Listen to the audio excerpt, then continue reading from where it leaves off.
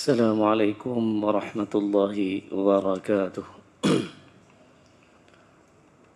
A'udzu billahi minasyaitonir rajim. Bismillahirrahmanirrahim. Alhamdulillahi rabbil alamin. Nahmaduhu wa nasta'inuhu wa nastaghfiruhu wa natubu ilaih. May yahdihillahu fala mudilla lahu wa may yudlilhu fala hadiya lahu. Asyhadu an la ilaha illallah wahdahu la syarika lahu. وأشهد أن محمدا عبده ورسوله أرسله بالهدى ودين الحق ليظهره على الدين كله ولو كره المشركون اللهم صل على سيدنا محمد وعلى آله وصحبه أجمعين رب اشرح لنا صدورنا ويسر لنا أمورنا واحلل عقدة من لساننا يفقه قولنا. Alhamdulillah, kita bersyukur kepada Allah Subhanahu wa taala yang limpah rahmat dan kasih sayang Allah Subhanahu wa taala. Duduk kita lagi dalam satu jamaah majlis ilmu malam ni bagi menyambung pengajian kitab Hikam yang ditulis oleh Ibn Ata'iyah, muka surat yang ke-57, perenggan yang atas sekali. Masih lagi dalam Hikam yang ke-51. Di antara seseorang hamba yang mengharap kepada hamba yang lain ataupun seseorang hamba yang mengharap kepada Allah Subhanahu wa taala sepenuhnya 100%. Sambung, jangan berpindah dari satu alam ke alam yang lain. Itu terjemahan daripada Hikam yang kita baca itu. Baik. Jangan berpindah dari satu alam ke alam yang lain. Alam tu tukar. Dia tak sesuai dengan perkataan alam tu terjemahan dia. Maksud dia tukar kepada penciptaan. Jangan berpindah dari satu penciptaan ke penciptaan yang lain. Maknanya dalam kita mengharapkan kepada sesuatu, mengharapkan sesuatu untuk sesuatu. Tak, maknanya penciptaan. Setiap sesuatu yang ada di atas muka bumi ini adalah yang diciptakan. Yang tu kita sebut penciptaan. Maknanya setiap pengharapan kepada sesuatu dan ke sesuatu. Kejap-kejap kita harap dekat kawan ni. Kejap-kejap kita harap dekat kawan ni. Yang Allah tu kita langsung tak harap. Maka itulah yang dimaksudkan penciptaan tu. Tak? Bererti sama dengan himar kaldai. Orang yang mengharapkan kepada orang, kemudian dia harap kepada orang. Last sekali sebenarnya dia tak dapat apa-apa pun sebenarnya. Tidak dapat apa-apa yang berfaedah pada diri dia. Sebab tu yang diterjemahkan di sini, dalam Hikam ni sendiri disebut apa dia? Himar ada dua. Ada yang terjemah kepada biji benih yang digiling, ataupun himar adalah yang penggiling tu sendiri, ataupun yang menjalankan penggiling tu. Dulu penggiling tu besar. Dia disangkut kepada tengkok himar.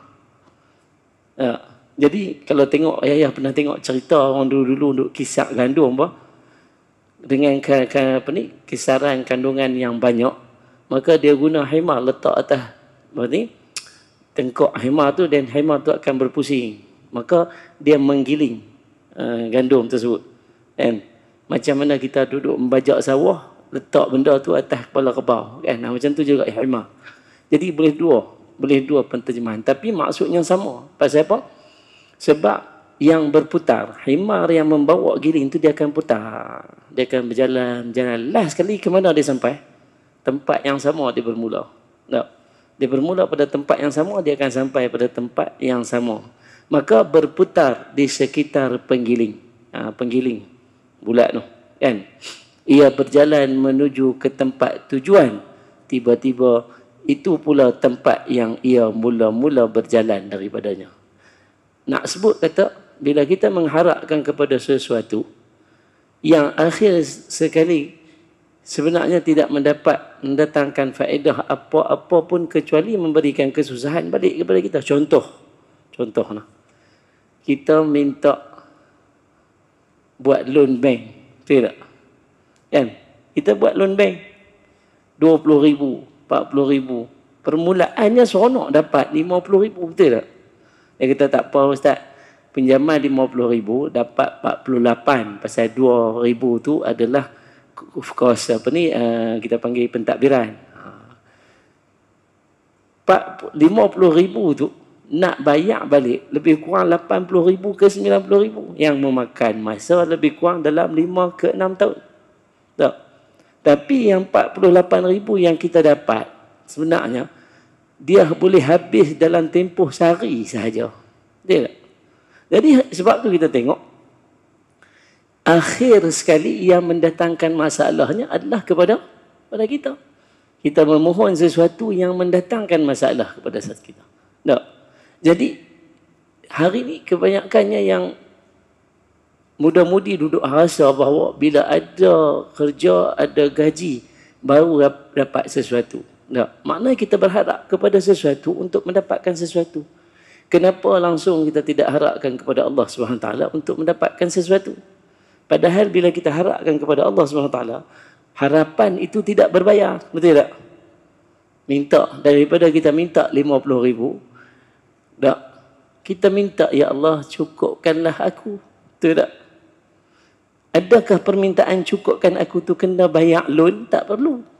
Allah cukupkan hari dia, hari esok dia, hari lusa dia, dan sampai bila-bila. Tak? Tanpa menanggung apa-apa hutang atau apa-apa yang menyusahkan pada diri dia sendiri. Itu ni nak masukkan. Last sekali, sonok, tiba-tiba last sekali dapat balik kesusahan yang sama. Tak?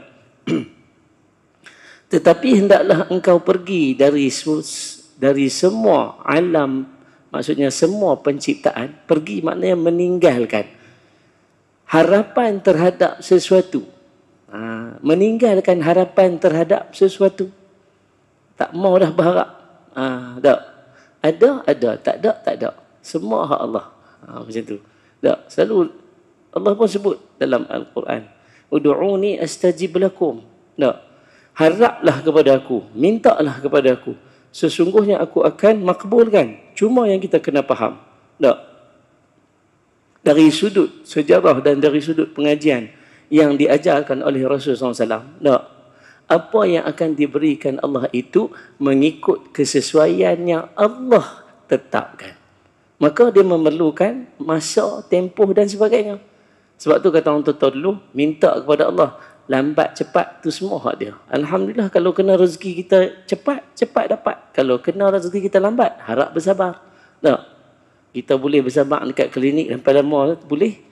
Kan? Ambil nombor 311. Betul tak? Pi pukul 8 pagi. Tunggu sampai 4 petang. 2 kali semayang lagi. Tak balik lagi. Tu mana? Klinik. Tak sabar lah Ustaz. Tak sabar tapi tunggu juga. Kan?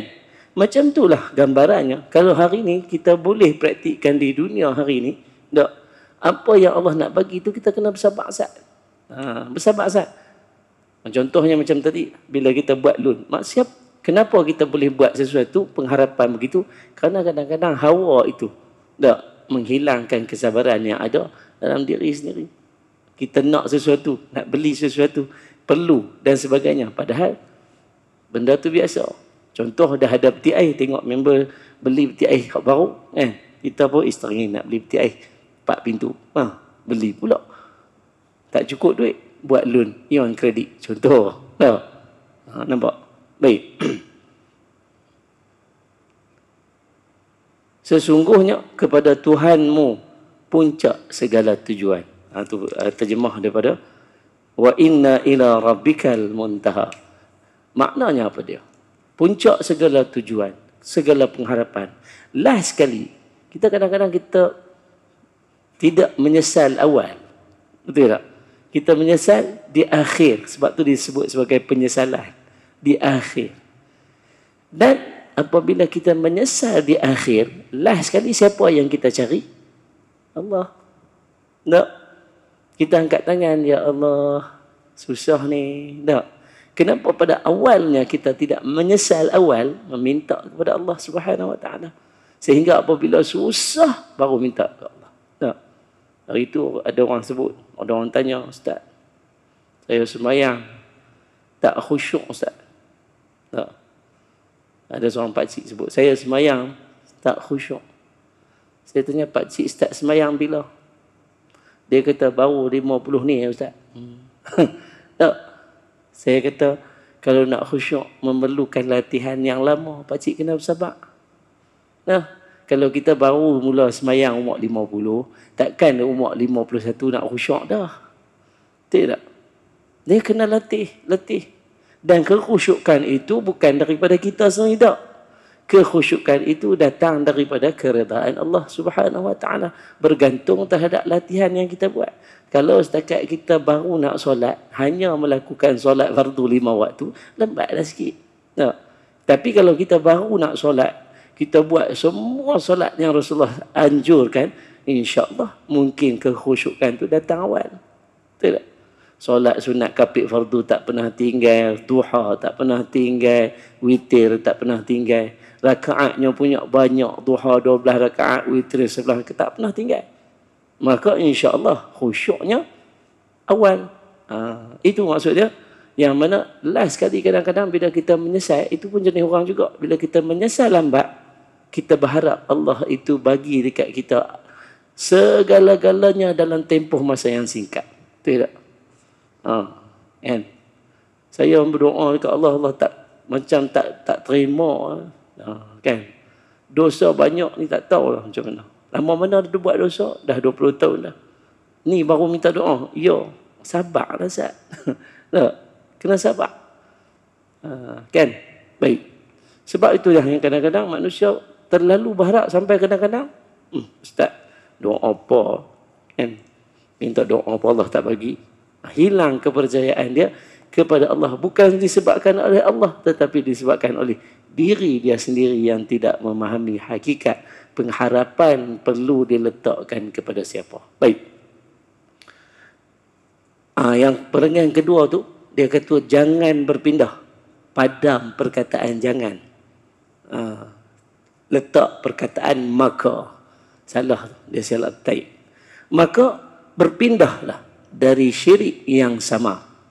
Hari ini bila kita mengharapkan sesuatu kepada sesuatu untuk sesuatu, sebenarnya di situ ada satu syirik dalam diri kita. Nampak no? Pendengar yang kedua tu, kan? Satu syirik dalam diri kita, yang mana kata Rasulullah, syirik itu seolah-olah semut yang hitam berada di atas batu yang hitam, berada di dalam malam yang gelap. Ulama tambah berada di dalam lautan yang dalam. Tak nampak. Nampak tak? Tak nampak. Semut tu nampak tak? Tak nampak. Semut apa duduk dalam laut? Tak. Maksudnya ada satu benda hitam duduk atas batu yang hitam di dalam malam yang gelap. Dalam laut yang dalam. Boleh nampak tak? Tak nampak. Itu yang disebut sebagai khafi. Syirik yang tersembunyi. Bukan kecil besar tak. Syirik tu sama ya. Syirik yang tersembunyi. Di mana? Dalam hati kita. Tak. Maka dia kata apa? Berpindahlah dari syirik yang sama. Sikit-sikit kita kena buang. Nanti kita tengok.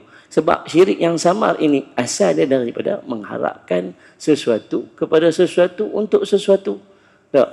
Amal kebaikan yang dinodai oleh riak, sam'ah, mengharap pujian orang. Riak yang pertama sekali. Tak? Adalah yang dengan mengharapkan sesuatu. Kita harap kita mai solat ni orang tengok. Tidak? Kan? Tok Imam duk suruh mai hari ni mai. Tengok-tengok Tok Imam tak ada. Balik dia tak solat. Nah. Dia tunggu Tok Imam mai baru dia nak mai juga. Pasal nak suruh Tok Imam tengok dia tu hari ni dia solat di masjid. Itu dari segi riak. Dan baik riak ni kalau kita bincang dalam kitab ulama, kalau kita nak tengok satu persatu perbincangan berkaitan dengan riak ni terlalu kompleks kerana dia ada sekecil-kecil riak sampai sebesar-besar riak dalam amalan.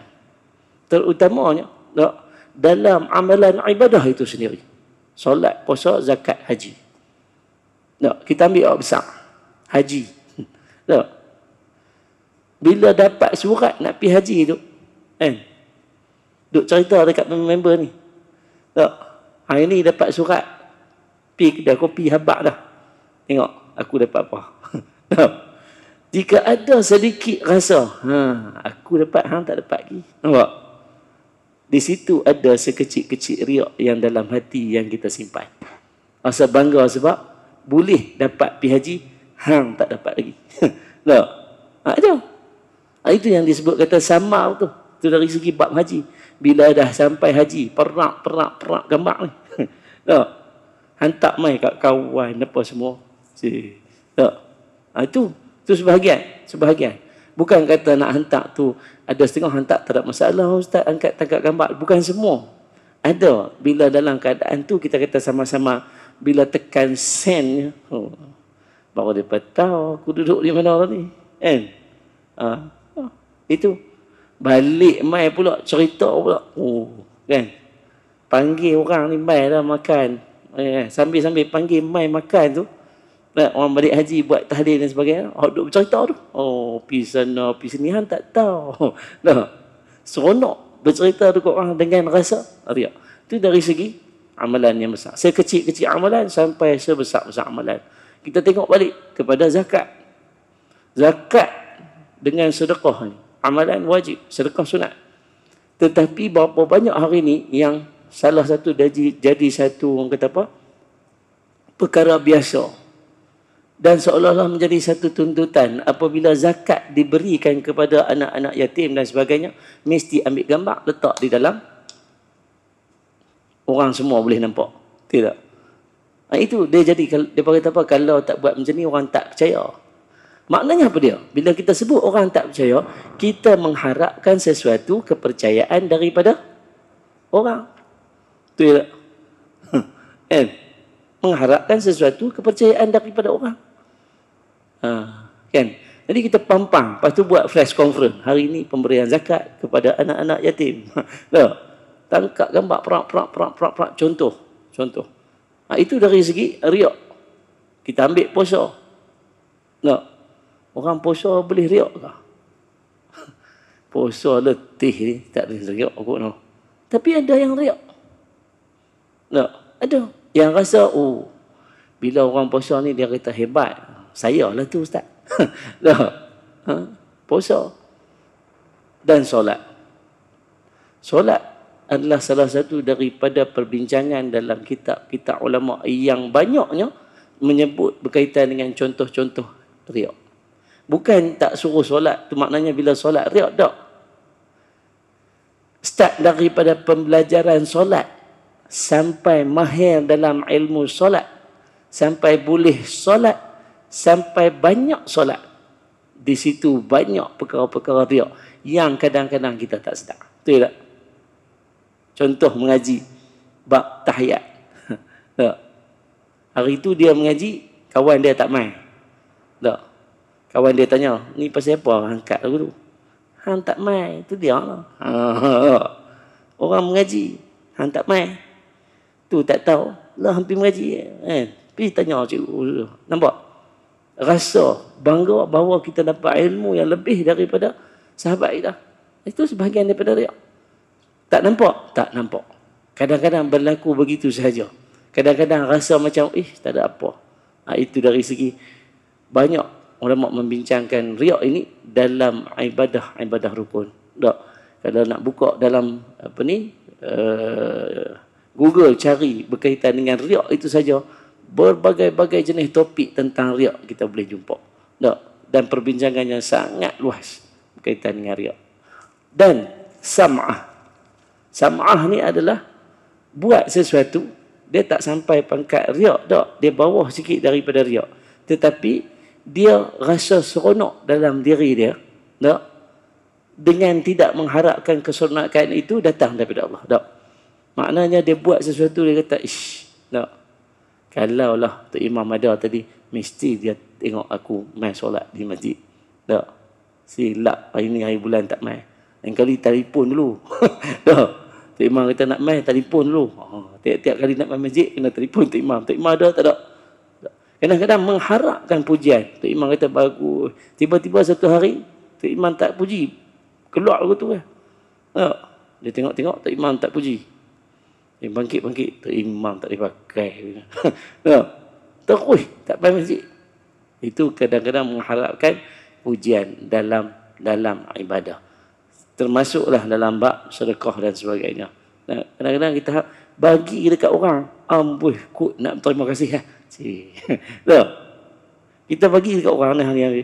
Kod nak terima kasih ambil lagu tu ya. Biar dia terima kasih ke dia tak terima kasih, kita dah bagi. Tak?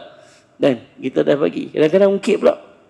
Hampa ni lah kan, macam tak bersyukur. Cik. Tak? Yang kita duk bagi banyak ni hampa macam tak bersyukur. Macam tak reti nak bersyukur. Kan? Ini yang saya tengok berlaku pada apa ni? Sosial masyarakat kita dalam bab kekeluargaan. Kebanyakan suami yang memberi nafkah kebanyakan selalu sebut macam tu. Tak? Kata Rasulullah SAW sebut apa? Saya ingat khutbah hari ni ada dalam khutbah tadi berkaitan dengan keluarga ni kan. Ada khutbah keluarga ni kan. Apa dia sebut dalam khutbah tu? Kata hadis Rasul sallallahu alaihi wasallam, kalau kamu benci kepada seorang isteri, janganlah kamu membencinya sampai melapaskan cerai terhadap dia. Betul tak? Kerana ada sebalik daripada apa yang kamu bencikan, akhlak-akhlak lain yang lebih baik. Betul tak? Apa selalu kita buat kalau tengok saya yang kami terima masalah? Selalunya komplain daripada isteri ni, dia kata apa, ustaz, laki ni selalu ungkit bagi nafkah. Pasal apa? Pasal kesalahan-kesalahan isteri. Rasulullah pun dah cerita dah pasal seorang isteri ni. Bengkoknya, macam mana nak buatnya, kan? Slow-slow nak latih dia, kan? Maka bila kita sebut bahawa bila kita bagi nafkah apa ni tak bersyukur, sebenarnya itu menimbulkan rasa riak dalam diri kita. Sebab aku yang cari nafkah, nampak? Tak? Hang patut bersyukur. Tak boleh sebut lagu tu. Ada kaedah yang lebih cantik untuk kita latih isteri. Tak?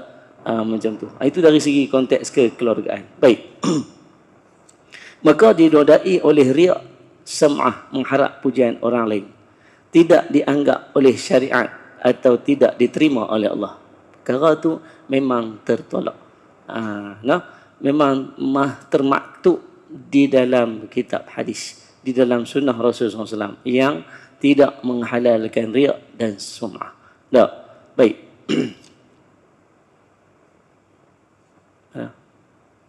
Dan apabila telah bersih dari semua itu, tadi kita bincang bab hati. Dari segi riak, sum'ah, lawan. Bersihlah hati tu. Tak? Bersih dah. Apa saja buat pun ikhlas kepada Allah. Dalam hati tu, aku ikhlas ya Allah. Aku ikhlas. Selesai. Dia akan tinggal. Sebab kita ada 3 yang kita selalu sebut. Tasdiq bil qalbi. Takrar bil lisan. Wa ta'mal bil a'da. Membenarkan di hati. Mengikrarkan di lidah. Dan melakukan dengan amalan.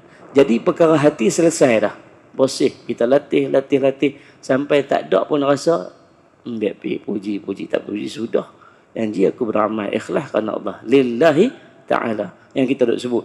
Inna salati wa nusuki wa mahyaya wa mamati lillah rabbil alamin. Tak, kerana Allah. Maka selesai. Tetapi ada 2 lagi yang belum selesai.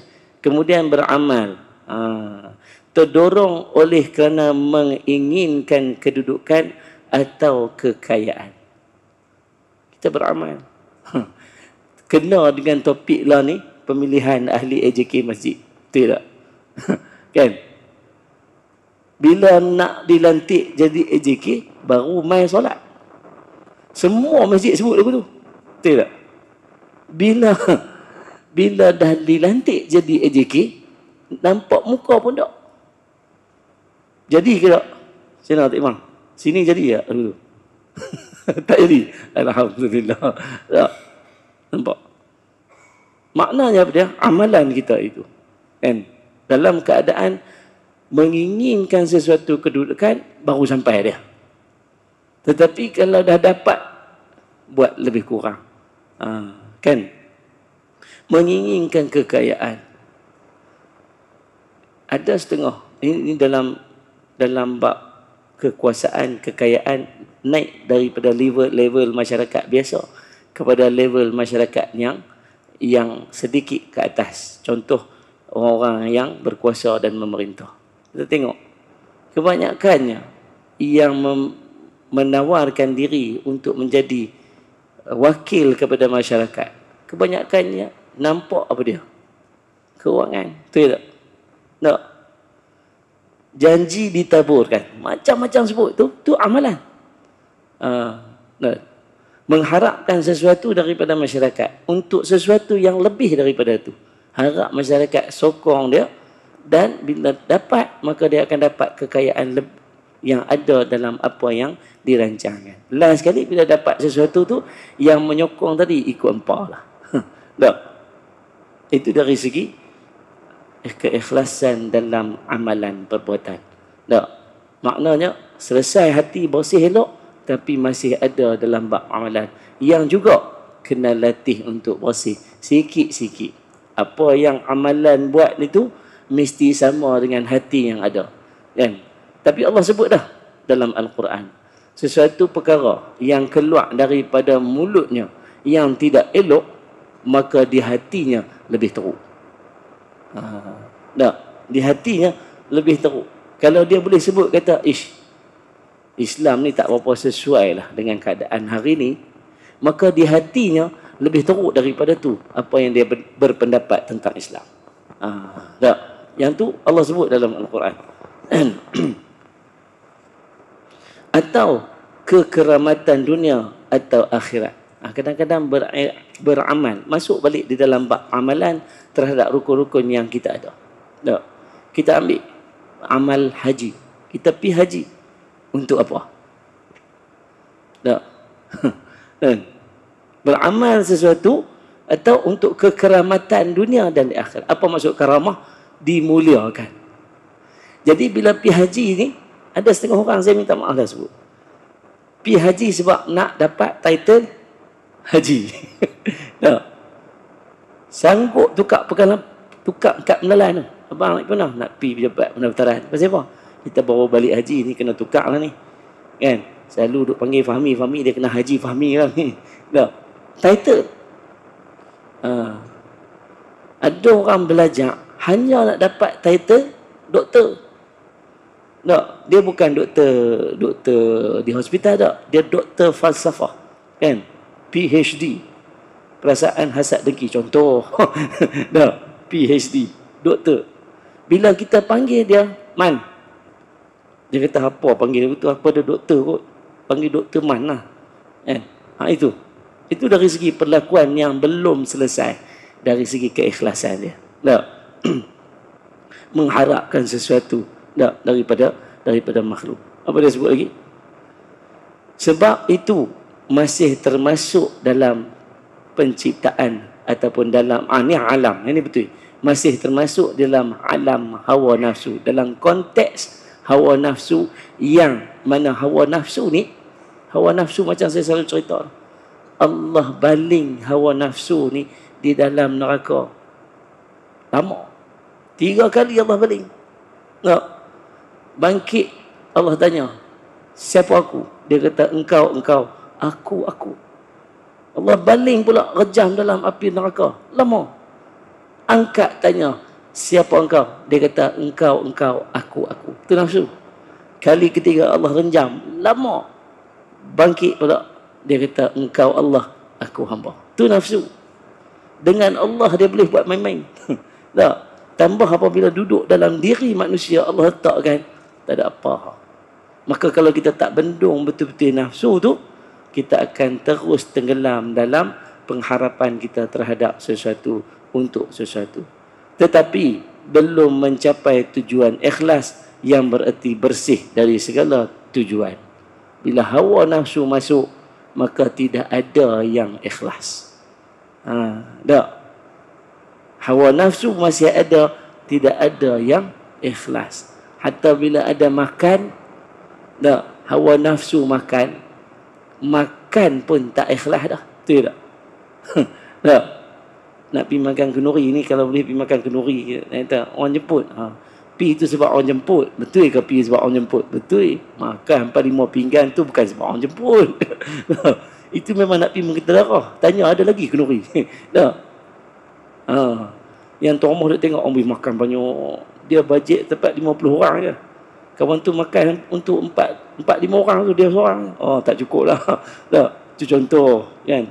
Itu nak sebut kata, bila hawa masuk dalam diri, menguasai diri seseorang, maka keikhlasan yang ada akan terhakis sedikit demi sedikit sehingga hilang terus keikhlasan dan tinggallah hawa yang mentadbir diri tersebut. Tak.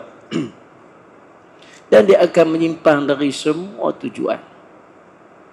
Macam kita ambil tadi lah. Jadi pemerintah, jadi wakil rakyat, dia ada tujuan dia. Tetapi bila hawa yang melihat sesuatu dengan mana dia boleh mengaut keuntungan daripada apa yang berlaku, maka hilang tujuan dia menjadi seorang wakil rakyat yang baik. Itu contoh. Ni bukan buat politik tak. Nak bagi kita faham. Dalam diri kita juga. Tak. Bila kita ada tujuan tertentu, maka kita kena betul-betul tujuan kita itu kepada sesuatu tertentu. Last sekali, hanya kerana Allah. Kerana Allah. Tak. Selain melulu kepada Allah kerana itu yang bererti bersih dari segala tujuan selain maksudnya daripada kita yang keduanya membuang semua perkara-perkara hawa nafsu untuk mengikhlaskan diri kepada Allah, maka seterusnya kita terus melulu kepada Allah dan tak fikir orang lain dah, hanya Allah sahaja. Apa-apa pun keputusan yang kita nak ambil, yang kita nak buat, yang kita ikhtiarkan, maka semuanya Allah yang dahulu. Tak. Melangkah kerana Allah, bercakap kerana Allah, melakukan sesuatu kerana Allah dan sebagainya. Tak. Maka itulah tujuan yang utama. Kita kenal, kita faham berkaitan pengharapan kita kepada Allah. Kerana apabila kita letak, kita buat sesuatu, kita letak Allah itu teratas sekali dalam hierarki permohonan kita. Tak.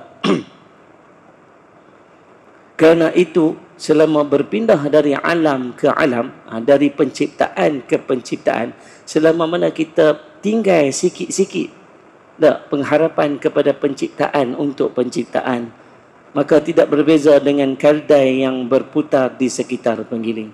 Kalau kita terus dalam keadaan tu, kita tak ubah seperti keldai yang sedang menggerakkan penggiling, duduk di tempat yang sama berkali-kali. Umur 25 pun macam tu, 26 pun macam tu, sampai 60 pun macam tu. Sampai kan rasa, Ustaz, semayang dah dapat 60 tahun dah, rasa biasa ya Ustaz. Tak.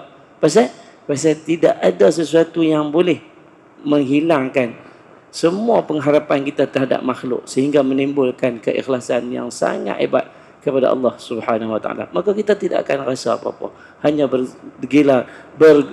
berlega di satu tempat yang sama. Tak. Tetapi seharusnya sekali berangkat dari alam langsung menuju pencipta alam, berangkat daripada pengharapan terhadap penciptaan kepada pengharapan terhadap pencipta itu sendiri. Pengharapan dari hamba kepada Allah, tinggalkan pengharapan dari hamba kepada hamba. Dan kerana itulah Nabi Isa alaihi salam pernah berkata kepada sahabat Hawariyinnya, semua yang ada pada diri berbagai nikmat kesenangan itu langsung dari kurnia Allah kepadamu. Ini perkataan Nabi Isa ini bukan hadis Rasul sallallahu alaihi wasallam. Ini adalah cerita disebut sebagai hikayat. Macam mana hikayat yang dibawa oleh cerita kita ni, hikayat hantu dan sebagainya. Maka yang ni yang disebut sebagai Israiliyat. Maknanya apa dia? Sebab kebanyakan cerita-cerita dulu ni banyakkannya dibawa daripada orang Israel. Tak. Sebab Nabi Isa daripada Bani Israel, Nabi Musa daripada Bani Israel, banyak yang dibawa dengan cerita-cerita mulut ke mulut. Tak. Maka itu yang disebut hikayat. Jadi dia banyak disebut dalam konteks Israiliyat yang diceritakan daripada hikayat-hikayat oleh Bani Israel sampai ke dia ada di dalam, disebut di dalam kitab-kitab. Ada ulama-ulama ambil letak di dalam kitab-kitab para zahid. Orang kitab-kitab yang yang ke arah tasawuf ada. Sebab apa? Kerana kebanyakan Israiliyat ini bukan memesongkan akidah, tetapi dia tidak ada sumber khusus terus kepada Rasulullah SAW. dia hanya hikayat. Jadi kita boleh ambil pedoman, bukan dijadikan hujah. Cuma yang pedoman kita nak ambil hari ini adalah Nabi Isa pernah berkata kepada sahabat-sahabat dia, orang yang memegang kuat agama Islam pada zaman Nabi Isa AS. Apa dia kata? Segala nikmat kesenangan itu langsung kurnia daripada Allah kepadamu. Hari ini kita dapat senang, kebanyakan kita tak rasa bahawa itu daripada Allah. Betul tak? Kita senang hari ini, kita rasa kita yang buat bagi senang. Tak? Dia kata hang senang. Dia kata biasalah, kalau tak susah memang tak senang. Bukan senang nak jadi senang, bukan susah nak jadi susah. Macam-macam depa punya apa ni istilah. Padahal senang dan susah itu datang daripada Allah. Bila orang tanya, hang senang lah ni, alhamdulillah, semuanya daripada Allah. Itu ini yang maknanya Nabi Isa AS dalam hikayatnya yang sampai kepada kita hari ini sebut benda yang sama yang seperti mana Rasulullah SAW sebut, kan? Manakah kiranya yang lebih besar? Kata Nabi Isa, di antara Allah bagi nikmat dekat kita ni, manakah yang lebih besar di antara dua? Harganya, nilai nikmat tu, ataupun apakah pemberiannya atau yang memberinya? Allah bagi kita nikmat, macam-macam nikmat, nilainya sangat besar. Tak? Tapi Nabi Isa tanya dua benda. Yang manakah yang lebih bernilai? Apa yang kita dapat ataupun siapa yang memberikan kepada kita apa yang kita dapat? Contoh, seorang anak diberikan oleh ayah dia duit sekolah RM4 setiap hari. Tak? Jadi yang mana yang lebih bernilai? RM4 yang dia dapat setiap hari atau ayahnya itu yang lebih bernilai? Tak? Kita tengok nanti. Dia tengok RM4 setiap hari dapat RM4. Hang ni dapat RM4 setiap hari tu. Makan macam-macam. Biasa lah. Aku kaya. Budak-budak. Kan? Dia tak nampak kata yang lebih bernilainya adalah ayahnya. Sebab kalau tak ada ayahnya tu, dapat RM4. Tak dapat. Tak. Maka hari ni kita dapat kesenangan yang kita ada. Tiba-tiba kita nak komplain, kita nak sebut kata hak tu, hak kita buat sendiri. Bolehkah seorang anak dapat RM4 bila kawan-kawan tanya ni, hampa dapat RM4? Aku punya. Kadang-kadang anak pun kita kata ni, abah bagi RM4 tu tak makan kan? Mai balik. Untuk esok pula. Oi, tak boleh. Ni adik punya. Kan? Kita maknanya seorang anak bila kita bagi kat dia RM4, dia berharap bahawa itu hak dia punya. Itu adalah fitrah manusia. Allah bagi kesenangan kepada kita, sentiasa kita menganggap kita yang buat sendiri, kita yang cari sendiri, hak kita punya. Sebab itulah kebanyakan dalam contoh bab zakat. Banyak orang culah bayar zakat. Pasal apa? Pasal dia harap, dia berasa apa yang dia dapat adalah daripada kesusahan dia. Tak? Buat yang ni dia boleh. Lah sekali, aku boleh, tiba-tiba hang nak dapat aku tu ya. Mana cik? Kan? Itu kadang-kadang jalan tepi jalan orang minta RM5. Tak? Minta RM5. Dia kerja lah hang kaki boleh berjalan macam aku buat sendiri ni semua dapat. Betul tak? RM5 je pun. Tak? Kadang-kadang saya tak pernah jumpa orang yang minta sedekah. Kita tanya nak berapa ringgit? Bagi 100 dah ustaz. Ada jumpa orang minta sedekah pun nak minta 100 dah. Tak ada. Kan? Dia tak ada demand orang yang main-main minta boleh nak duit sikit. Paling kurang lah saya tengok, paling banyak lah saya pernah jumpa, kan? Orang main minta, saya nak RM10. Dia minta, kita bagi. Dia minta RM10. Mungkin dia nak buat sesuatu, nak makan sesuatu, bagi. Tak pernah lagi lah. Tak. 100 tu tak pernah saya ingat.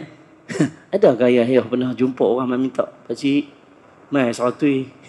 Kan? Pakcik baru dapat. Orang yang minta sedekah, yang tunggu dekat bank pun, dia tengok kita buat kolok dia kata dia tak minta main separuh. Kan? Dia hanya duduk buka pintu. Kita kesian kita bagi, kita tak kesian kita tak bagi. Betul tak? Ini keikhlasan kita harap. Tak? Kita tengok sambil dia buka pintu, kita pun dalam hati, dia ni sampai tak reti dapat kerja lain, kerja minta kat orang. Nampak? Kita lupa bahawa dalam rezeki kita itu ada rezeki orang. Allah sebut dah. Rasulullah pun sebut. Dalam rezeki kita itu Allah bawa turun ada rezeki orang. Iaitu dalam zakat-zakat dan sedekah-sedekah yang kita patut keluarkan. Tak? Itu kata Nabi Isa AS. Tak? Kan? Maksud lagi satu. Kadang-kadang bila Nabi Isa tanya dalam dua keadaan. Yang paling bernilai apa dia? Yang kamu dapat ataupun yang kamu dapat yang memberikan apa yang kamu dapat.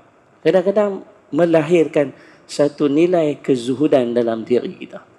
Tak? Allah bagi, alhamdulillah, tanpa rasa sombong, tanpa rasa bongkok. Sebab kadang-kadang kita bawa banyak duit, kadang-kadang tidak menyelamatkan manusia dari segi sifatnya sebagai seorang yang fitrah dia yang sentiasa memberontak, melakukan kerosakan dan sebagainya. Fitrah manusia. Bila ada duit je, dia rasa kemah. Berjalan pun lain dah. Serta Piramli pun dah sebut dah. Tak? 40 orang penyamun. Dapat satu tu ya, kotak emas ya. Tukar cara jalan. Tak? Tak? Tukar cara jalan. Itu dah Piramli dah sebut dah. Nampak satu contoh yang kita tengok, oh, kenapa kita duk gelak Piramli buat. Padahal dalam satu masa yang sama, kebanyakan umat hari ini melakukan perkara yang sama. Tak? Sebab itulah dalam konteks yang apa yang Nabi Isa sebut yang dibawa dari segi hikayat ini, apa kata Rasulullah? Izhad fi dunya yuhibbukallah. Kata Rasulullah SAW, kamu zuhudlah, berpada-padalah di dunia ini, maka jika kamu berpada-pada di dunia, Allah akan sayang. Dapat macam mana pun semua tuntutan buat. Tak? Kaya macam mana pun semua tuntutan buat. Dan kata Rasulullah lagi, wazhid fi ma 'indan nas yuhibbukan nas. Dan bersikap zuhud dah dalam masyarakat. Maknanya kita tak omong dia tu zuhud no, tunjuk ke orang. Tak, latih bersikap zuhud.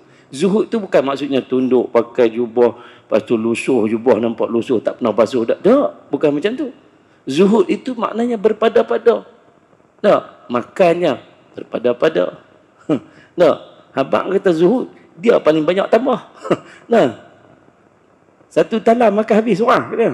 Kata zuhud, berpada-pada. Setakat yang ada, makan. Tak ada, tak bising. Nah, ni tak ada, apa lambat, lapar perut. Itu berpada. Setiap apa yang diberi kepada Allah itu bagi dia cukup. Itu zuhud. Maka kalau kita mengamalkan sifat begitu dalam masyarakat, kata Rasulullah kepada dia, yuhibbukan nas. Allah orang akan sayang kepada kita.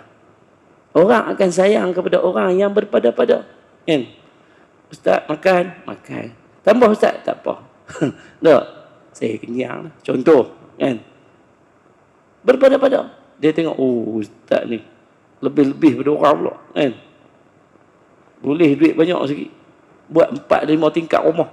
Dah, contoh, kan? Pakai kereta besar. Tak, boleh dia. Itu kemampuan. Tapi kalaulah dia mengamalkan dalam sifat diri dia, seorang yang cukup terhadap apa yang dia ada, orang akan nampak, wah, Masya Allah. Tak. Orang akan sayang. Kata Rasulullah. Bukan kata saya. Rasulullah bagi hadis berkaitan dengan orang yang zahid. Dan kata apa? Satu lagi hadis sebut, ad-dunya sijnul mu'min. Mana-mana manusia yang beriman, tak, dia akan jadikan dunia ini sebagai satu penjara bagi dia. Tak. Bukan satu kesenangan seronok dapat. Setiap apa yang berlaku di dalam dunia ini, tak, sebagai satu penjara bagi dia. Ada konsekuensi tanggungjawab yang dia perlu buat. Tak. Duduk dalam penjara bukan duduk saja. Kena kerja, kena ni dan sebagainya. Begitu juga di dalam dunia ni. Maknanya dapat berapa pun, tak, senang macam mana pun, dia tetap dalam diri dia bahawa aku perlu melakukan sesuatu, membawa sesuatu untuk ke akhirat. Dan kata Rasulullah lagi, wal jannatul kafir. Dan dunia ini sebenarnya kalau dia anggap sebagai jannah, maka kata Rasulullah, dunia ini jannah bagi orang-orang yang kafir. Habis tu kita hari ni yang duk rasa awal aku tak kaya. Tak. Bertungkus lumus mengkayakan diri. Maknanya dia tak mengaji dalam hadis-hadis Rasulullah SAW yang lain. Tak. Kita takut nak kaya. Pasal apa? Kata Rasulullah, kalau senang itu kita rasa seronok di dunia, maka itu adalah sifat bagi orang-orang kafir. Sebab Allah jadikan orang kafir dunia ini jannah bagi dia. Di akhirat no, tak ada dah. Tak, balasan buruk kepada orang-orang yang meninggalkan hukum-hukum Allah dan meninggalkan Allah SWT di atas muka bumi. Orang kafir. Tapi Allah bagi kesenangan pada dia. Bill Gates kaya. No. Microsoft kaya. Orang buat Microsoft kaya. Apple kaya. Kaya. Semua orang kafir ni kaya. Betul tak? Sampai kan ada orang Islam kata, kita ni Islam macam mana sampai tak kaya-kaya? Tak, memang Islam kita Allah nak bagi ujian macam tu. Kerana kata Rasulullah, kebanyakan, bukan kebanyakan, banyaknya orang di dalam jannah itu orang yang miskin. Tak. Jadi buat apa kita nak kaya? Betul tak? Osman bin Affan kaya? Tak. Dia kata kaya. Dia dengan bisnes memang pandai. Kayanya sekejap, miskinnya lama. Hari ni pagi dapat untung 200,000 juta, petang habis disedekahkan untuk Islam. Maknanya dia bukan kaya harta benda tak. Dia kaya pahala. Kita hari ni dapat loan 48,000. Tak. Beli barang ke sedekah ke orang katanya. Tak. Hari ni tak payah pinjam. Pinjam kot nampak sangat. Tiba-tiba dapat RM200 dalam kad nalan. Contoh. Belanja untuk kita ke ataupun kita panggil orang mai duduk makan. Jangan tanya lah. Jangan jawab. RM200. Belanja untuk kita ke atau kita belanja untuk orang? Tak. Itu dari segi konteks kekayaan, konteks dunia. Yang mana kalau orang-orang yang betul-betul beriman menanam keikhlasan dalam diri dia, dia berlatih sehingga dunia ni bagi dia sangat menyusahkan, sempit bagi dia. Seperti mana dia duduk di dalam satu sel-sel tahanan dalam penjara. Dan dia berharap nak keluar cepat daripada dunia ni. Itu maksudnya. Orang yang duduk dalam penjara, dia mesti nak keluar. Betul tak? Dia kalau boleh, dia nak keluar cepat daripada dunia ni. Nak tinggalkan dunia, tak mau. Kan? Dengan berbeza dengan orang yang insya kalau lah tak mati awal. Kan? Baru umur 60, baru dapat rumah 2 tingkat, kereta Mercedes 2 biji. Betul tak? Kan? Tiba-tiba masuk pula dalam bank, akaun bank 500,000. Umur 60. Agak-agak, Ustaz Mai, Mai kita pergi surau ke masjid ke kukuk esok mati. Ustaz jangan cakap pasal mati ya. Baru dapat tadi ni kan. Saya baru nak memulakan kehidupan. Pasal apa? Nikmat yang Allah bagi. Baik, kita habis sikit. Sesungguhnya kepada Tuhanmu itulah puncak segala tujuan. Ya. Dan sebab siapa yang telah mendapatkan Allah bererti telah mendapat segala sesuatu. Punca kepada sesuatu adalah Allah. Sumber kepada sesuatu adalah Allah. Segala-galanya yang ada dalam alam ini adalah daripada Allah. Kita berharap kepada sesuatu yang Allah ciptakan, mana kita harap sikit. Contoh, saya harap kepada air ini untuk menghilangkan dahaga. Lepas saya minum habis satu botol, dahaga tak?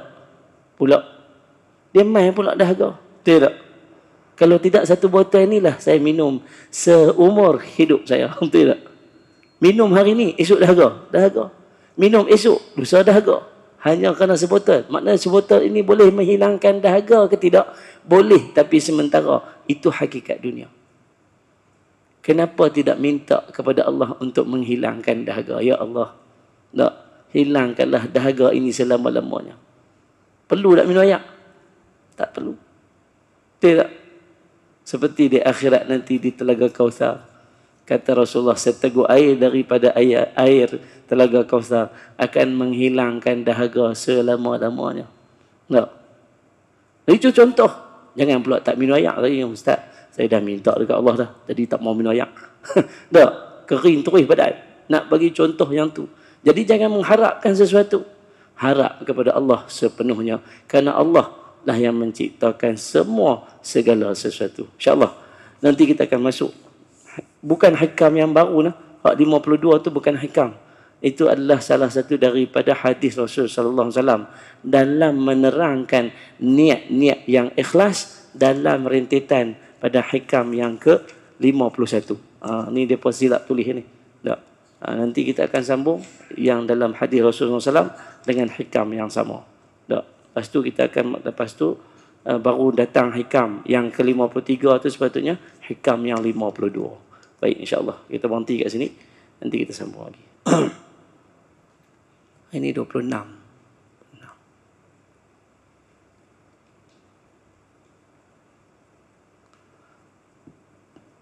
Baik.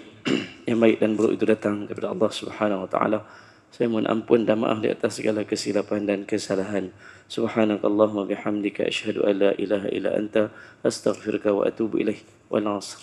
Innal insana lafi khusr illa alladhina amanu wa 'amilus shalihat. Wa tawasaw bil haqq wa tawasaw bis sabr. A'udzu billahi minasy syaithanir rajim. Bismillahirrahmanirrahim. Alhamdulillahi rabbil alamin wassalatu wassalamu ala asrafil anbiya'i wal mursalin wa ala alihi wa sahbihi ajma'in.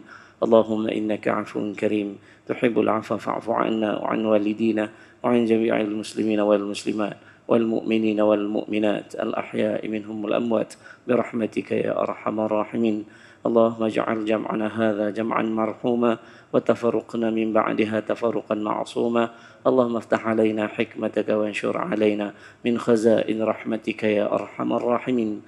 Allahumma ighfir lana warhamna wa'afina wa'fu 'anna وأكرم وأوسع وسهل علينا أمورنا في الحياة الدنيا والآخرة وأعطنا الصحة واشفنا من كل مرض إنك أنت الشافي لا شافي إلا أنت وأعذنا من البلاء والوباء وأعذنا من عذاب القبر وأعذنا من عذاب النار يا فارج الهم يا كاشف الغم يا من لعبده يغفر ويرحم يا دافع البلاء والنقم ادفع عنا يا الله ارفع عنا يا الله اكشف عنا يا الله من كل بلاء ووباء وهم وغم وضيق وشدة ونقمة وفتنة دعواهم فيها سبحانك اللهم وتحياتهم فيها سلام وآخر دعوانا يا الله أن الحمد لله رب العالمين.